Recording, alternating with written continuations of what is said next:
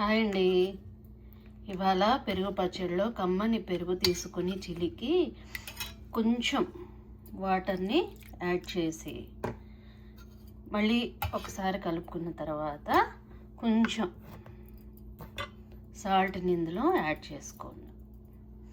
Salt add చేసుకున్న తర్వాత బాగా కలిసేలాగా కలుపుకోవాలండి. ఒకసారి ఒక ప్యాన్ తీసుకొని ఇందులో కొంచెం ఆయిల్ని యాడ్ చేసుకోవాలి. నూనె తీసుకొని నూనె వేడి అయిన తర్వాత మెంతుల్ని తీసుకొని కాస్త వేయించాలండి. ఎర్రబడిన తర్వాత రెండే ఎండుమిరపకాయలు వేసుకొని నల్ల రంగు వచ్చేంత దాకా వేయించుకోవాలి. ఇందులో కొంచెం ఆవాలు, మినపప్పు, శనగపప్పు, కొంచెం ఇంగువ వేసి ఒకసారి వేయించుకోవాలి. ఇందులో కొంచెం తరిగిన అల్లము, పచ్చిమిరపకాయ వేసి 1 నిమిషం పాటు వేయించుకోవాలి. ఇవి వేగిన తర్వాత సన్నగా తరిగిన ఉల్లిపాయ వేసుకుని ఒక 30 నిమిషాలు వీటిని వేయించుకోవాలి ఉల్లిపాయలని. ఇప్పుడు ఇందులో 2 రెమ్మల కరివేపాకు, ఒక చిన్న సైజు టమాటాని తరుక్కోవాలండి. చూడండి, ఇలా వేగాలి. ఇలా వేగిన తర్వాత కొంచెం పసుపు యాడ్ చేసుకుని పెరుగులో కలిపేసుకోవాలండి.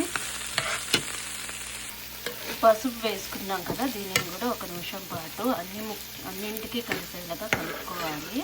ఇది కొంచెం చల్లారాక మాత్రమే పెరుగులో కలుపుకోవాలండి. ఇది ఏమాత్రం వేడిగా ఉన్నా పెరుగు విరిగిపోతుంది కాబట్టి మనం చాలా జాగ్రత్తగా అందులో వేసుకుని కలుపుకోవాలి. ఇది రైస్లోకి కానీ చపాతీలోకి కానీ బాగుంటుంది. ఇలా వేసుకొని ఫైనల్గా కొత్తిమీర వేసుకుందామా? రుచి అమోఘం కదా. ఈ పెరుగు పచ్చడి చూస్తుంటే మీకేమనిపిస్తుంది?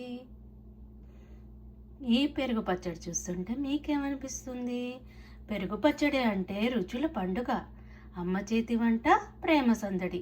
ఒక చెంచా తింటే ఊరంతా గుర్తొస్తుందిట. వాసనతోనే మనసు తృప్తి పడుతుంది. కానీ మాకు వాన ఉందే, వానకి పెరుగు పచ్చడికి సంబంధం ఏమిటి చెప్పగలవా? వాన ఆత్మకి ఆనందం వేస్తే పెరుగు పచ్చడి నాలుకకి పండుగ చేస్తుంది.